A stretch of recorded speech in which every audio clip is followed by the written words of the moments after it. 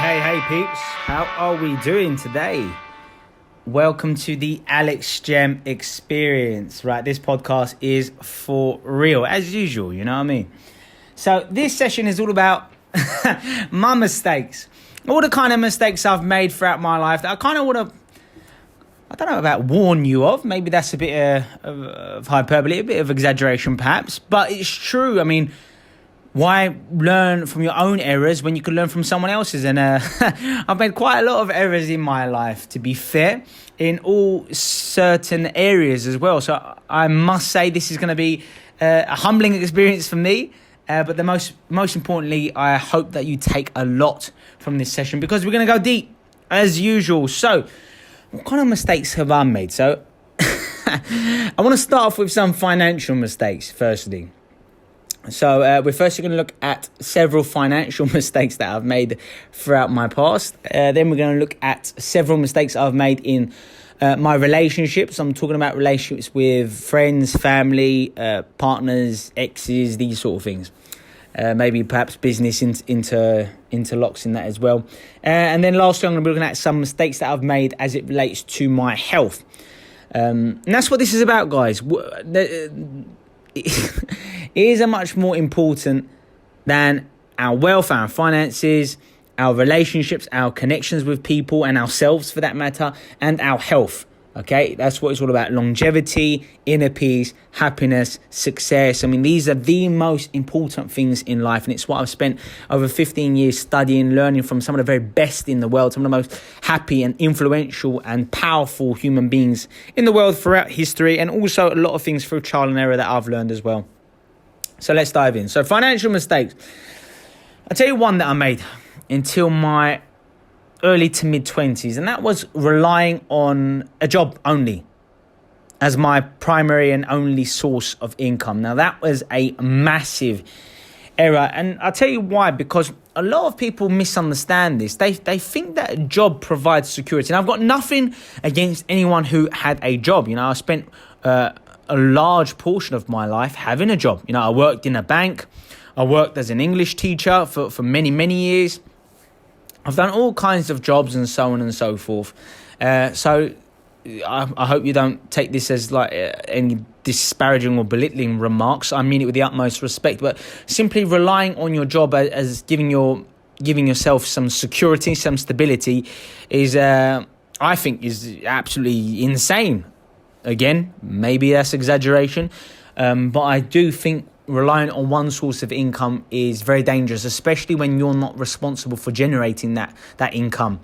For example, if you work for someone else, like the one thing that business people don't have that, you know, maybe family members or friends might have is unconditional love for you. Meaning that if you are not doing the best of your ability, if you're not doing things the way they want it to be done, you will not have the job. And therefore, from my perspective, how dare I give someone ultimate power over my financial well-being and therefore my happiness, you know? The main cause of divorce, for example, is primarily financial reasons, right? We all can appreciate that and understand that. And you know, I made a promise to myself many years ago that I would not just rely on a job and one source of income as a way of providing myself with stability, which is why I got involved in the property market to begin with. So I was an English teacher, saving up well, doing right in terms of accruing a large amount of money for a deposit. I had family help me out as well to get a large, substantial deposit, which, you know, living in London, you know, you need to put down quite a hefty deposit to get a nice house. So that's what I did. I got a lovely house. Main reason I bought that house was because of the land next to it. I bought that land off the council. I was then able to build on that land, build a house on that land. And a year or so later, I was able to remortgage those two properties, take the large equity out of those houses, and essentially put that down as deposits for two other houses. And that's how I began to build my property portfolio. And that took a lot of hard work because it didn't come natural. I mean, I had a couple of familial members within the property market, but no one quite did it that way. So it was a rarity, and it's all about stepping outside of your comfort zone. And, you know, it's always nerve-wracking. You'll have a lot of excuses, justifications, self-sabotaging going on, a lot of limited beliefs, a lot of fear of change, and so on and so forth. But it's all about overriding that and making sure the positives outweigh the negatives, really. That's quite a simplistic way of me putting it. And so that's what I decided to do. At the age of about 25, 26, I opened several index trackers. Because I'm not an expert as it relates to the stock market. It doesn't bring me great joy personally to monitor the stock market for many, many hours every single day. I'm more the type where I'll wait for a stock market crash to take place, and then buy a large amount of about 2 to 5 really key companies that I've been studying, that I like, that I think will be around for a long time. These are some tips that I gathered from experts like Warren Buffett. And, you know, I missed out on the old Bitcoin boom and all these sorts of electronic booms and so on and so forth. But, you know, these kind of things go in and out of fashion, if you will. I don't know if fashion is the right way of putting it, but, you know, technology changes so rapidly and you don't know what's around the corner. So therefore, it's not necessarily a great option to buy these stocks in the long term. And as it relates to Bitcoin, you know, you could have made a large amount of money by investing in it. You know, it's one of my regrets. So I'll put that down as one of my mistakes, I guess. But I decided to invest in index trackers. So I put about, for a couple of years now, I put quite a lot of my money into index trackers, emerging markets, UK FTSE, and America's top 100 companies as well. So every month, and I continue to do it. It's something that I learned from Warren Buffett and Tony Robbins in their great research. Tony Robbins wrote a brilliant book as of late. For some reason, it escapes my memory. I got it. I studied it brilliantly, meticulously. I took a lot of key learnings from that, and I utilized it in my own investments. So I only invest in a handful of stocks. I wait for a crash, which, you know, on average happens every 10 years. So, you know, I don't do too many transactions in the stock market. I stick within my comfort zone because, you know, I'm not an expert, and there are people who study these things unbelievably so. So I do not let my ego get involved here. I know I'm not going to beat many experts out there if I'm trading on a daily basis. That is not for me. But I am a long-term trader. I put myself in that bracket. But I would say that my main area in terms of investments are within myself. I invest in myself tremendously. I'll come back to that in a moment. But primarily my main investments are within real estate. I just think it's something that is incredibly consistent, unbelievable how much you're able to borrow and how much banks will lend you for investment opportunities as well. So there are many reasons why I navigate in that area. And yes, I mentioned a moment ago, I invest tremendously myself. I've spent thousands and thousands of pounds on working with some mentors, some brilliant mentors over my time. And I have some ideas in terms of a couple of mentors I'd love to work with in the future. So that was a mistake. Early on, I didn't really utilize mentors that effectively in my early 20s. So that's something I kind of regret. But at the end of the day, I mean, early 20s, you know, like who's incredibly insightful and bright in all these kind of areas at the age of like 22, especially me with all my raging hormones and all that craziness. I was lucky to just be alive. That's exaggeration. So yeah, I mean, I chose not to rely on a job, but for many years I did. It was my ultimate mistake. I regret not getting into the property. I could have probably got into the property market 2, maybe 3 years prior to when I did. So that's a major regret I have. I'd probably have a couple more houses at this point, which would be fantastic. But I see it as time I need to catch up. So I'm trying to doing my best to make up for those missed opportunities now. And like I said, I invest in myself now. So I'm an avid reader. I'm always reading a bunch of, especially non-fiction. I must say, I'm a big fan of non-fiction.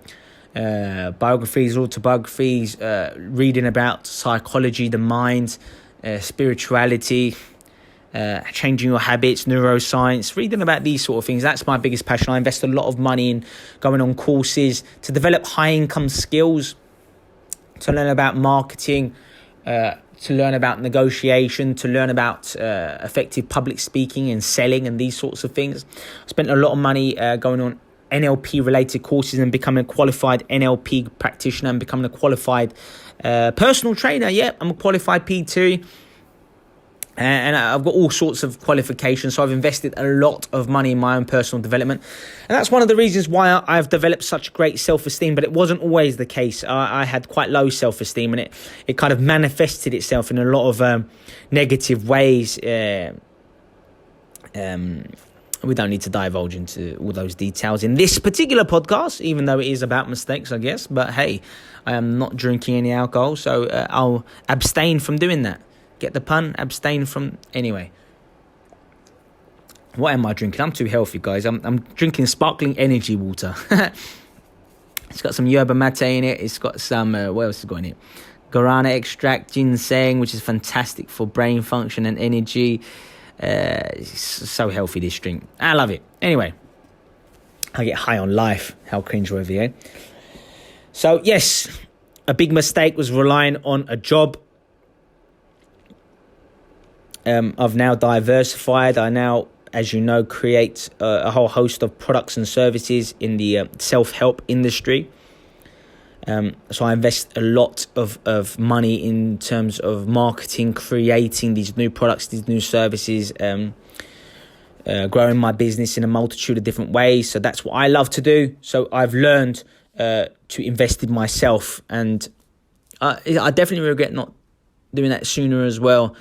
It's something I could have done with at the age of 19, 20 years old, that sort of thing.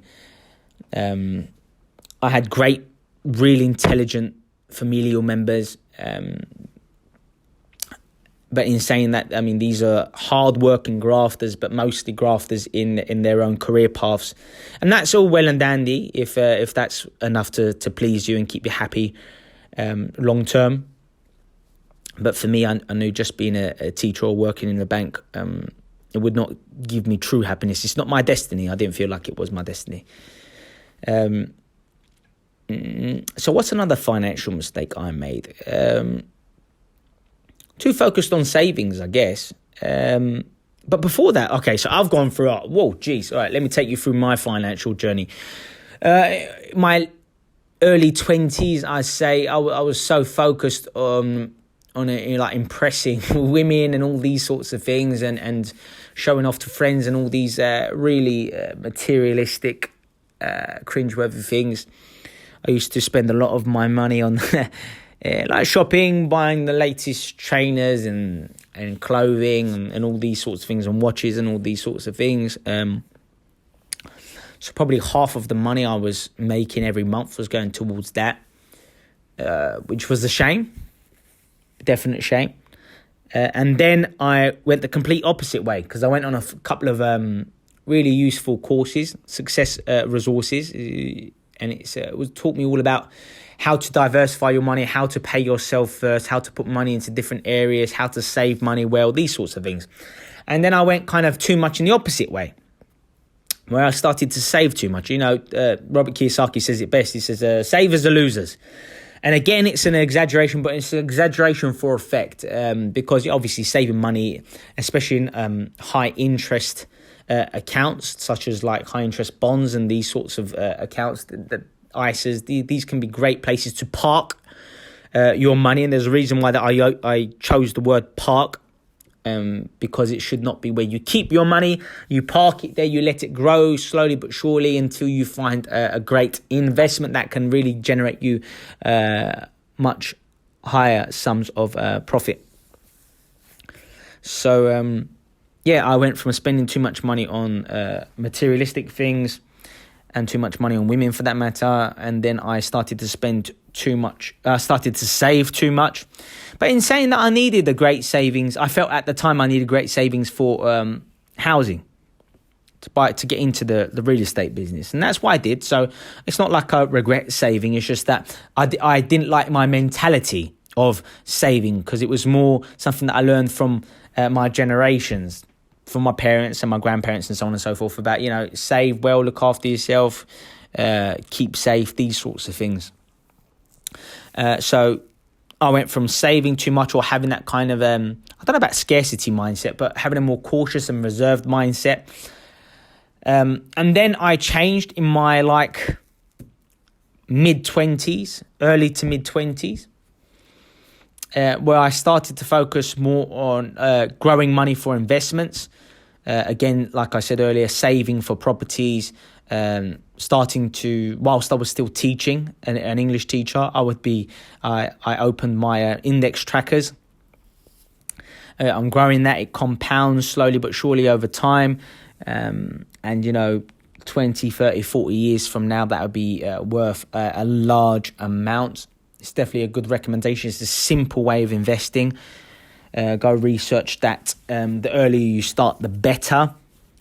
That's for sure.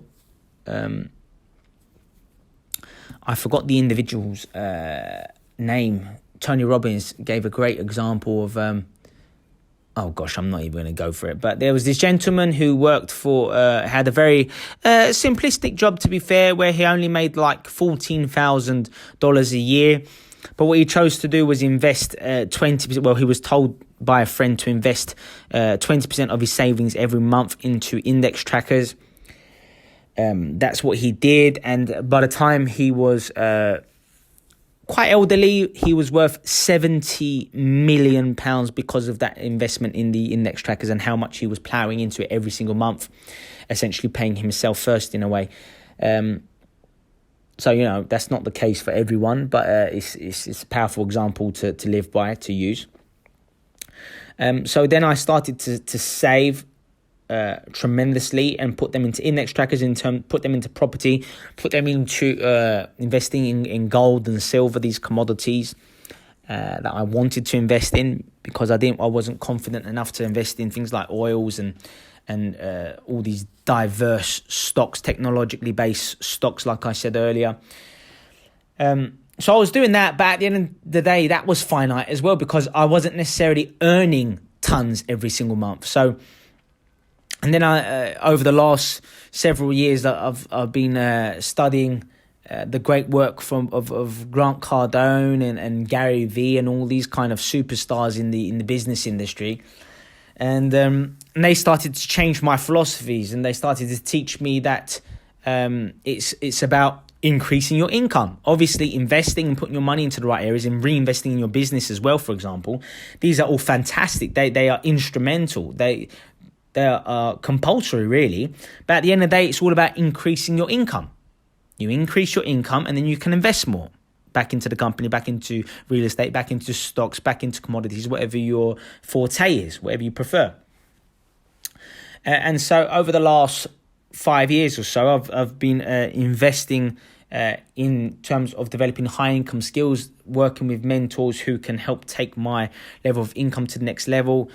That's why I launched Frig Businesses. That's what enabled me to write books and receive royalties from book writing. That's what enabled me to create courses, a multi-billion dollar industry that's growing. I believe within a few years it's going to be worth trillions. The online learning industry, online courses and so on and so forth. It's given me the confidence to create masterminds and to do live events to help people in diverse areas in their lives. So that's been my journey. So I went from spending too much to saving too much to investing too much to now learning to increase my income and then invest even more. Okay, so that's been my journey. Wow. Sounds like I've been telling you more about the things I've been doing well rather than bad. Not a bad psychological trick. I tend to do that when I go to interviews. That's another trick. So if you're in an interview and they say to you, like, what don't you like about yourself? Or, if they say something like, what mistakes do you make? Or if they said something about what do you regret or something like this, I usually say something that still presents me in a positive light, kind of like a negative that actually has a positive spin to it. Very cheeky indeed. Great strategy to use if you're going to interviews anytime soon. Wow, I really do talk about a lot of the random things on these podcasts. Sparkling energy time. Okay. Any other financial mistakes I made? Oh man, I messed up on a whole host of businesses early on. I used to go to manufacturing companies and with my brothers, and we used to buy these wholesale price shoes, really like heels for women and these sorts of things, nice shoes, and we invested a little bit of money in that. That went down the pot mostly because we didn't know about marketing and we kind of gave up because we were busy on other things and it wasn't a priority as well, I guess. So yeah, all kinds of startups that didn't work for me. Yeah, I've tried so many different things. And that's what people don't see, guys. People, like when you look on Instagram or Facebook and you see all these successful people, you see the best side of their lives. You didn't see the struggle. You don't see where they still struggle, for example. You only see the best version of themselves. I think that's why a lot of people become quite depressed and give up, and they become impatient when they look to start their own businesses or develop themselves in their careers. It's because they're looking at a lot of fake nonsense and therefore use it to give up. A massive shame. I feel like that's a massive, huge epidemic that we have on our hands at the moment. People becoming too obsessed with idolizing other people on social media who either don't show the struggles that they faced, or they actually like have fake profiles with fake cars and fake places and fake jewelry and all these sorts of things. But anyway, so what other financial mistakes have I made? Financial mistakes. I've learned a lot, to be fair, from other people's mistakes.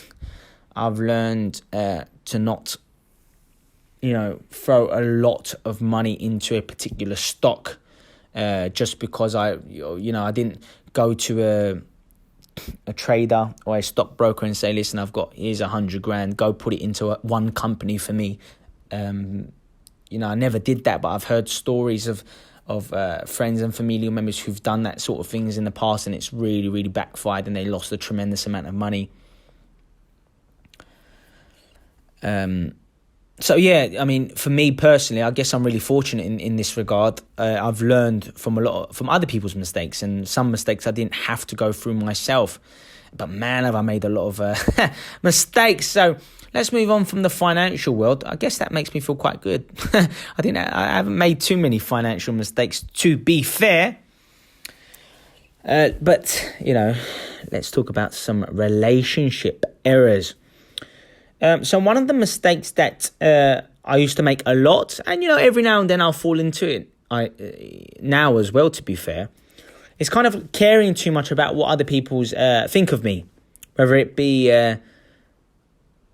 I guess I have unconditional love for my immediate family and for some of my closest friends, which means that I pretty much know that they'll always be there for me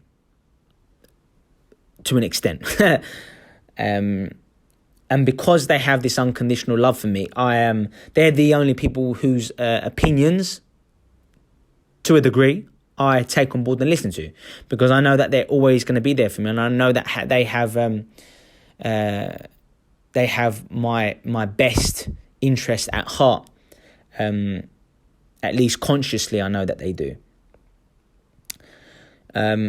So yeah, I mean, I used to care too much about what my colleagues thought about me when I used to be working in the bank or work within a school. I used to care too much about what they thought and my reputation and all these nonsensical things that really don't make a difference in the grand scheme of things. I used to care too much about what women thought. That was a big problem. Yeah, definitely I used to be quite a beta male, really, in a way, seeking approval to an extent. I wasn't that bad, but I guess in the sense that I wanted to kind of show off to women. Show off my kind of prowess, whether it be my physical prowess or whether it be my financial prowess and these sorts of things. Yeah, I did care too much about what women thought about me, and it did dictate a lot of my initial investments, to be fair. I mean, any rejections I had in the past, I used that to fuel me, to motivate me to make more money, to become more physically attractive, these sorts of things. So they weren't necessarily bad experiences. It's just that I've learned, and I'm past that stage in my life now. So yeah, I used to care too much. I used to care too much about other people's opinions. Yeah, and I used to do a lot more things that I didn't want to do, but that I felt obliged to do. That was another mistake I made in my relationships. Like, going to distant relatives' weddings, or going to help people out who I wasn't really close to, or you know what I mean, like these sorts of things. Attending events and being there for people who, quite frankly, didn't show a strong sense of loyalty to myself or my family. So those are some kind of regrets I've had in my life, I guess. Focusing on things I didn't like about others, yeah, that's a problem I had. Like, say if you start... I don't do it that badly, to be fair. I know a lot of people who are far worse than I am in this regard. But because it's still a mistake that I make, I still want to bring it up because I want to help you guys as well. So, like, when I used to date a woman, I'd obviously become aware of their main strengths, but I'd also, like, start to analyse and nitpick their things that might not be great about them, in order to kind of put myself off from becoming exclusive with them, or getting into a relationship with them, or settling down for that matter. And it seems a bit harsh, and you know, now that I've become wiser and I've learned from some amazing human beings, and been reading like hundreds of books over the years, I know that I've learned that really it's truly a reflection of my own low self-esteem in the past. And you know, when you nitpick and you look at other people's faults, and it's really a reflection of how you perceive yourself, how you are with yourself, in terms of just focusing on the negatives, in terms of who we are and where we've gone wrong and why we're not enough and why we don't deserve true love. And it's kind of like mirroring that same kind of insecurity on someone else, and preventing you from really becoming even happier, to be honest. So yeah, maybe focusing too much on things I don't like about others as a way of either self-sabotaging or putting myself off, or preventing myself from committing to either a romantic relationship, or preventing myself from developing greater connections with people. Like I said, that wasn't one of my major mistakes, but it's something quite mild that I sometimes found myself doing. But I know a lot of people who do this sort of thing, so I definitely wanted to share that on this podcast. And likewise, the next one again is not an extreme problem of mine, but it's something that I did do every now and then. And it was kind of treating connections like business interactions. And this is the opposite of unconditional love. This is conditional love. This is treating a relationship like a transaction, as in, you know, I do this for you only if you do that for me, or if you did that for me, I've got to do something similar to what you did for me. And these aren't how the best relationships in life really stem from, to be honest. So let me give you a few examples as to what I might be referring to here. So, like, if you went out for drinks with your friends, and you know, someone bought you a round of drinks, then you simply buy them a round of drinks. Whereas this day and age, I don't really think like that. Maybe it's because I've developed so much abundance in terms of my inner peace, my happiness, my levels of success, in terms of my wealth and the quality of my life and the amazing people I have around me now. But yeah, I'll probably this day and age buy 2-3 rounds of drinks, whereas someone might buy me 1 round or no rounds. And you know, I used to kind of, I don't know about monitor it, but become very aware of, you know, how much people are spending in comparison to how much I'm spending, and that kind of scarcity thinking. I did have that when I used to go out clubbing, and the good old days. But yeah, those were some issues those were some small issues that kind of led to a limited mindset. But when you treat relationships like this, and the same goes for women, to be fair, like for a large part of my life, I'd sometimes, and it happens. I mean, it definitely happens this day and age in many, many relationships. It's kind of like, I guess it's a form of prostitution, to be fair, but it's like an informal prostitution where, like, you take a woman out or you take a man out, you spend money on taking them to dinner or taking to some fancy bars or what have you, in order to get sex off them later on, or do you know what I mean? I mean, these sort of things do happen, and that's what I mean by trading connections.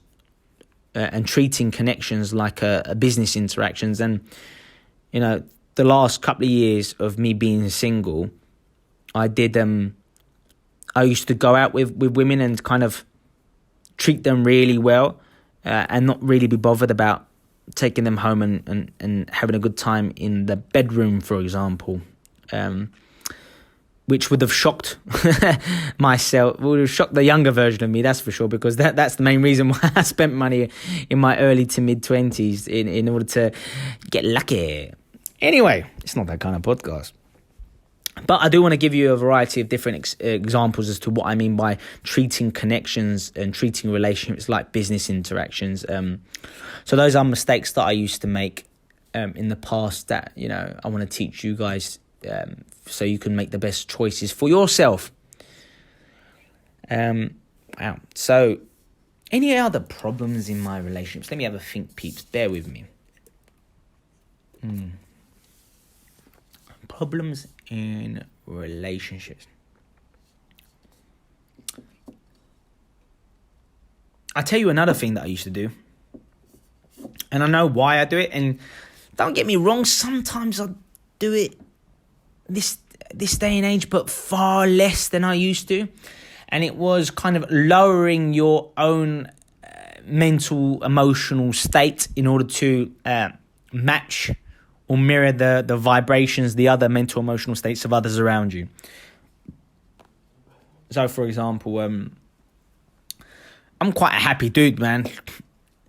Even in my mid to late 20s, mid-20s, like, I'm always happy. I'm always bouncing around, dancing, making jokes, being loud, laughing a lot, being a silly goose. I'm being a silly goose now. I promise you, I'm not drunk. So, yeah, I mean, I'm always like that. But I found myself, whenever I'd be around someone who was in a bad mood, I'd find myself kind of purposely and consciously lowering my own happiness, in order to make others feel good / build rapport with others, because, there's nothing more annoying to some people when they're in a bad mood and you're walking around dancing, smiling, busting jokes, being silly, and so on and so forth. So what I've learned to do is, if I was around someone who was in a bad mood and I had time or I was close to them, then I'll obviously sit down and give them undivided attention, have a lovely conversation with them, really attentively listen to them and help them if they needed help, or just be an ear, someone for them to talk to feel understood, and so on and so forth. But then I'd leave. And the reason I'd leave is because I'm such a happy person, and I don't want to kind of gloat around people. So I would often find myself, especially over the last few years, I'd find myself, if I was around someone who's in a bad mood, I would obviously give them a certain amount of time, dedicated time to talk to them, to be there for them, but I wouldn't feel guilty about leaving them. I would go off and do what I needed to do, and work on my business, or be there for others, or just be in a good mood and do things that make me happy. Some people might class that as being selfish, but at the end of the day, the reason why I'm happy and I'm there for these kind of people is because of my positivity, my energy levels, my enthusiasm, and so on and so forth. So I guess it's down to perspective, isn't it? So that's another mistake that I used to make quite a lot in relationships, kind of dulling down and numbing my own mood in order to match and mirror other people's moods, which is sad, really. And this day and age, it's more about me being a role model by role modeling how to deal with problems. Because, I still have tons of problems. It's just that I have better quality problems this day and age. Like a problem I had in the past was I only have one source of income. This is dangerous. Gives me a lack of control. I'm not controlling my financial destiny. And the kind of problems I have now is, a tenant would get in contact with my property business and essentially would need me to send a representative to come over and help, like with any plumbing issues or help with any leakages or help, replace a boiler or things like this. So that I still have lots of problems, but they're good problems. They're better quality problems. And that's what I want you guys to understand here, is that it's not about completely eroding and diminishing problems. It's about getting better quality problems and always putting them into perspective. It's not the end of the day when you get these problems kind of pop up in life. It's just the way life is, to be fair. So lastly, let's talk about some health-related mistakes I used to make. Goodness me, overtraining. Jeez. Again, to be fair, I still make this mistake sometimes, not gonna lie. But at least I listen to my body a bit better than I used to. So in the past, I'm a really intense guy. I'm quite extreme. When I'm training, I like to push myself to the brink and push through those barriers. And it's great for fitness and endurance or power or these sorts of things. But if you do it too often, too unnecessarily, and you don't look after yourself in terms of supplementations or heat exposure or cold exposure to help you recuperate, or if you're not sleeping well and all these sorts of things, then it really does dampen your energy levels. Because when you overtrain, it increases the level of oxidative stress, the amount of free radicals that your body cells produce, and it leads to a whole host of problems and possible illnesses in the future. So for me, I used to overtrain. That used to ruin my mental clarity, make me more exhausted, more fatigued throughout the day. I'd end up overeating because I was so sore and I was like messed up. So health problems, training way too often, way too much. And these sorts of things. Definitely overtraining was the problem I had in terms of my exercise regime. And then not listening to my body as well as I should do. So this day and age, I pay attention to my body. Like if I tweak something, or if I like tear a little muscle or something small, there's a little spasm in my muscle, or my ankle's hurting, I don't know why, these sorts of things. Like the old me, I was such a warrior. I just like push myself and treat it as though I was in some kind of professional competition or something. Over the last 5-6 years, I've become so much better at listening to my body. If I'm doing a workout and something tweaks or hurts, or there's some kind of feel my hamstring tightening or something like that, then I'm much better at going, relax. So I either turn down the volume, the intensity, or I compensate by using other muscles instead, or I end the workout, or I do a cool down.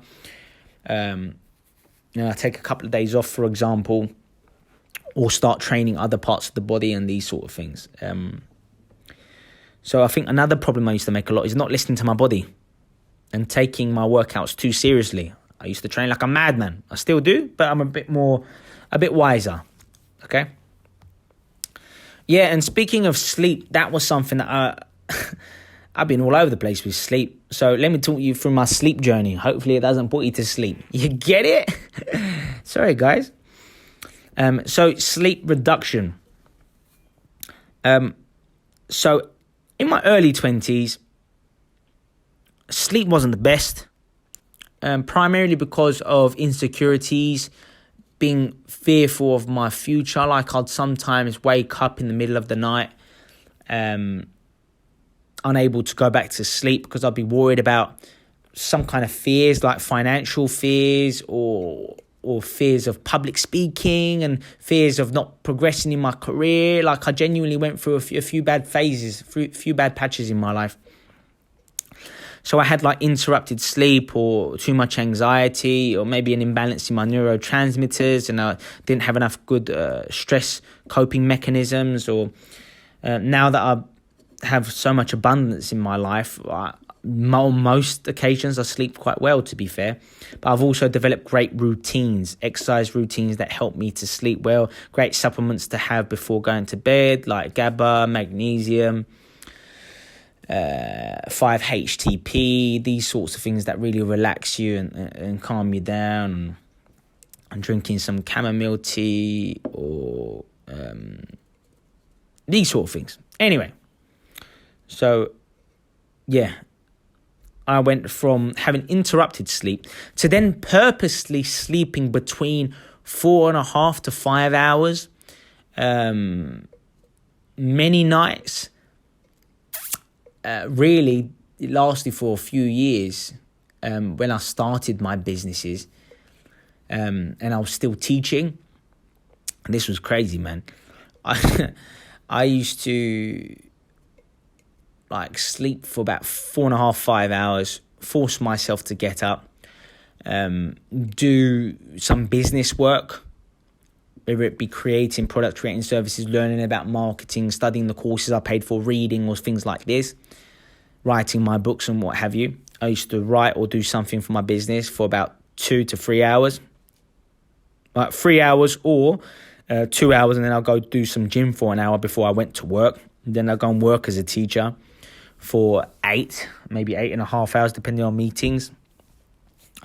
Then I'll come home, obviously eat and those sort of things, and then I'll continue working on my business some more to the rest of the evening. Like, it was pretty brutal, pretty relentless, and not very good in hindsight. I mean, I got so much done in a short period of time, to be fair. But in terms of like my memory retention, in terms of my energy levels throughout the day, that wasn't the best. I was really forcing things and really making my mind and body suffer for a few years whilst beginning my companies, whilst still working and making an income, and these sorts of things. And over the last few years, and of studying the importance of sleep as well and what that does for you in terms of your energy levels, balancing your hormones, making sure you don't overeat, sleeping well so that it removes plaque from the brain and removes these heavy metals that could lead to age-related illnesses and diseases in the future as you become older. Making sure you sleep well in order to transfer short-term knowledge into long-term memory, which is crucial for learning and memory. Sleep is absolutely fundamental for learning memory. Great for producing. Sleep is fantastic, really important for producing what they call natural killer cells. These are cells that literally, whilst you sleep and you recover, they go and eat and consume cancerous type cells, like really deleterious, harmful cells. And that's the importance of sleep. That's what it does for you. It makes you more creative. It's been linked to longevity. You live longer. When you don't sleep well for a long period of time, it leads to increased risk of strokes, heart disease, cardiac disease, diabetes, different forms of cancer, and these sorts of things. So sleep is massive. So that was a mistake that I made.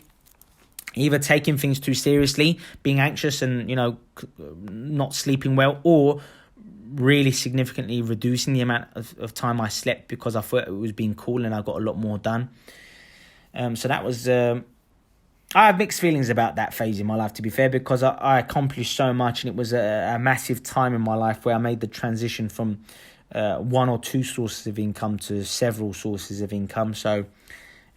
short-term suffering for long-term satisfaction, we'll put it that way. What else? What other mistakes have I made as it relates to my health? Not knowing when to switch off.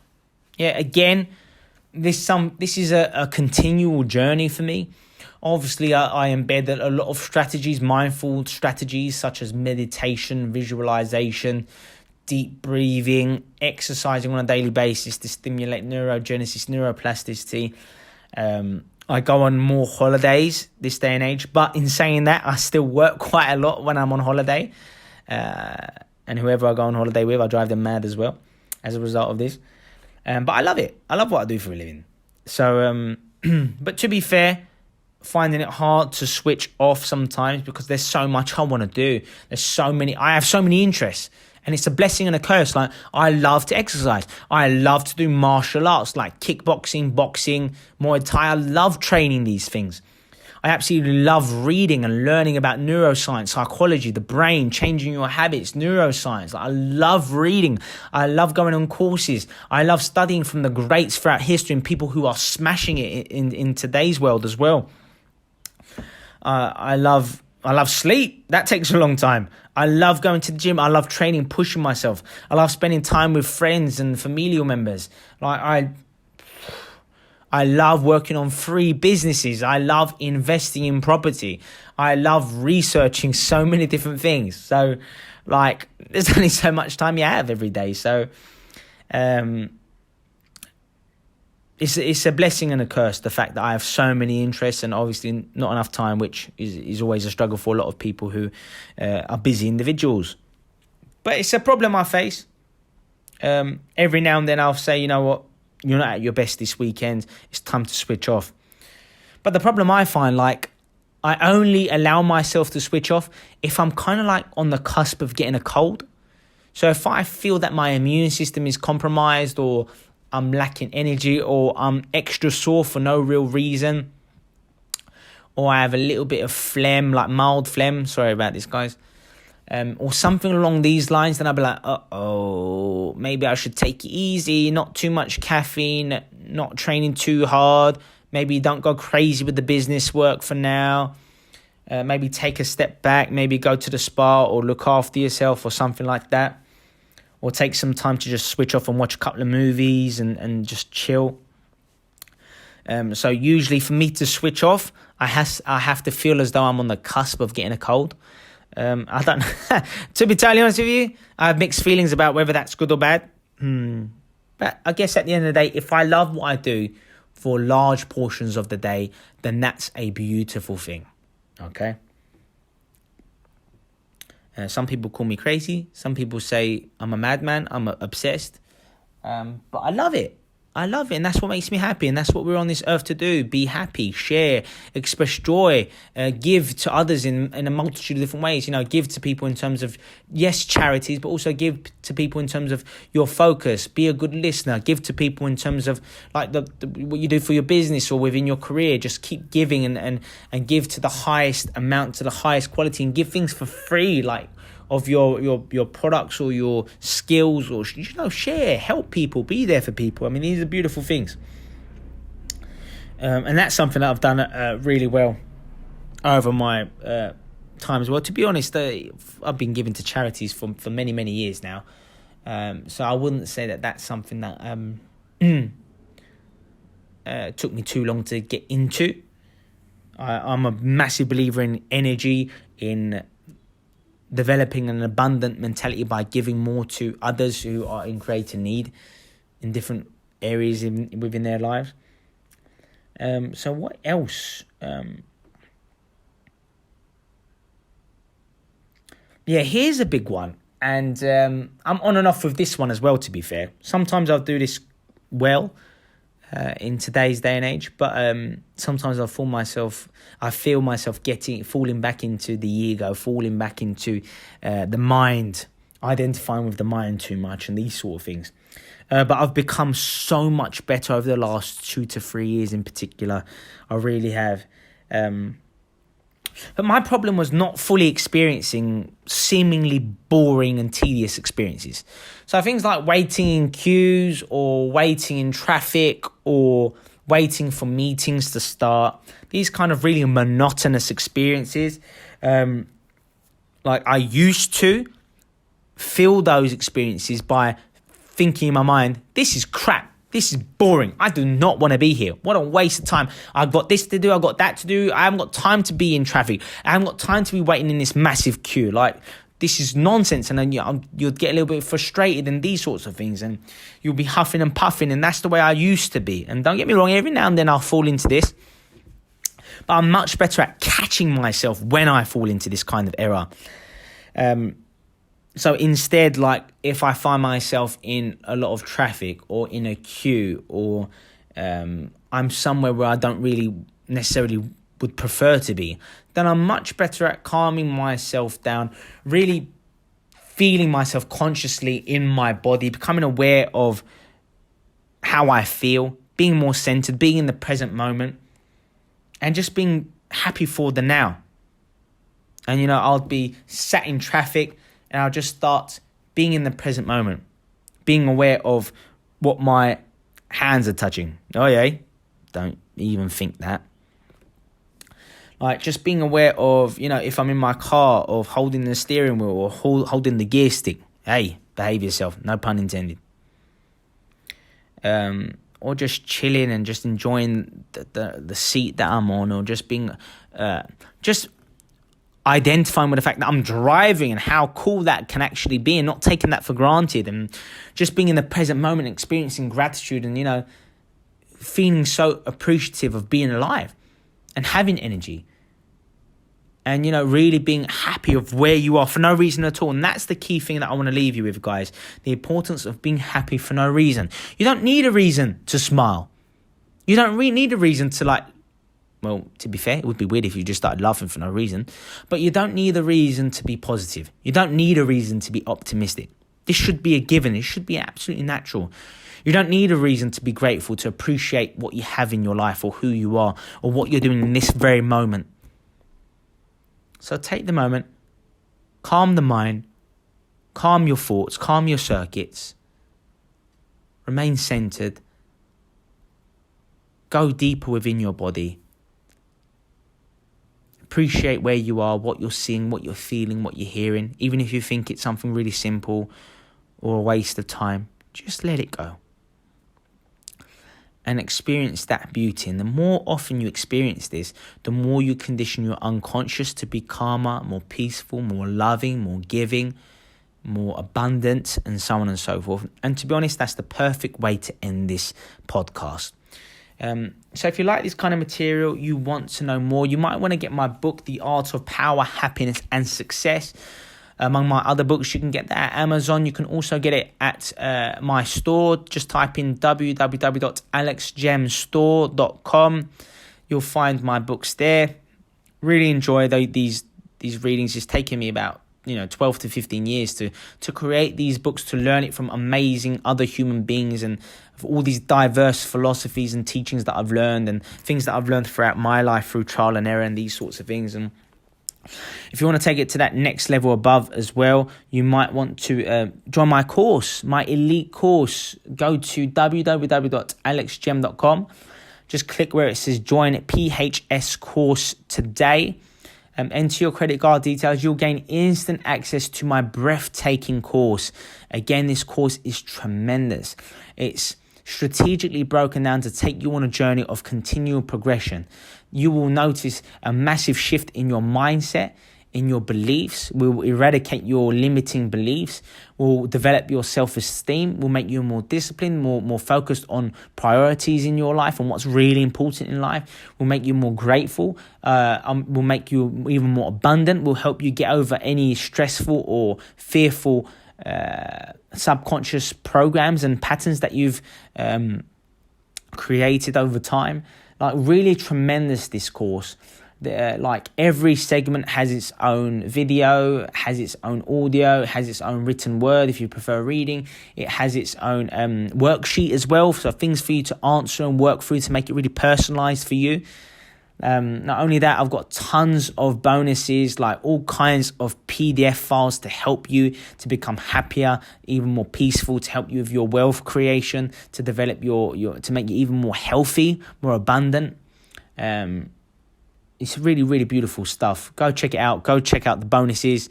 The package is worth between $1,200 to $2,000, but I'm not selling anywhere near that. You're going to be blown away by the package and the price. The investment is well worth it, and you'll learn that when you check out the free previews for certain segments that I offer. When you go onto my sales page, when you click join PHS today, scroll to the bottom of that page and you'll see the course outline. Some of those segments are set to preview, which means you get the whole thing for free for those particular segments. So you can try before you buy, really. I offer a 30-day money-back guarantee as well. So there's just that extra reassurance for those of you who are a little bit more hesitant, more pessimistic or worried or fearful. It's okay. It's not going to break the bank. I'm here to help you. I'm here to serve, and I hope I do that for you. Check out my blog, www.alexgemblog.com. You'll love the material that we have there for you. Check out my YouTube channel. Join us on Facebook. Just type in Power Happiness Success PHS. Join, like the page, check out the videos, the posts. Join the Facebook group there. And feel part of a community. And talking about feeling part of a community, I've also created a power mastermind. And it's essentially all about fueling your existing strengths, making you the best version of yourself, coming up with ideas, not just me helping you, but other people at these live events, coming up with new ideas, learning what to kind of move away from as well. Learning what not to do, and learning how to go around that and navigate through these diverse activities. How to reduce stress, how to overcome your fears that's preventing you from moving forward, because you might be stuck in the past, stuck because of emotional experiences that have branded you, that have kept you staying the same as you are. And it's time to override these and overcome these. And I can help you do that at the Power Mastermind for sure. Learn why you want to achieve certain things and uncover some deep, meaningful things that you've never uncovered before. Really enlightening, beautiful things that we'll learn together here at the Power Mastermind. And lastly, find a way of work with us to create a plan. Because you're going to learn so much, maybe too much out of these Power Masterminds. And at the end, it's all about bringing it together and gathering some key insights, some key learnings, and coming up with a plan, some key ideas to take forward, some key learnings to take forward, knowing how to motivate yourself, getting the best out of yourself so you can access your peak state and therefore be the best version of yourself. I've got tons of bonuses that I give away as well when you join the Power Mastermind, even the course version. So on my website, I offer the virtual version so you can see me, get the worksheets that cost hundreds, if not thousands of dollars, get the bonuses, see me work with a live event. Or if you can come and join me live, work in close proximity with me, I'd love to meet you as well. You can work with me live and come join us for an entire day, total immersion, completely incredible stuff. It would be a pleasure to work with you for an entire day and to really start to change your subconscious programs, okay? And that's all really. Have a great day, guys. I hope you enjoyed this podcast. Mixed feelings from me as it relates to this podcast. It's not easy to talk about your mistakes. But I hope you, most importantly, I hope you learned a lot from it. Have a great day and I'll see you soon.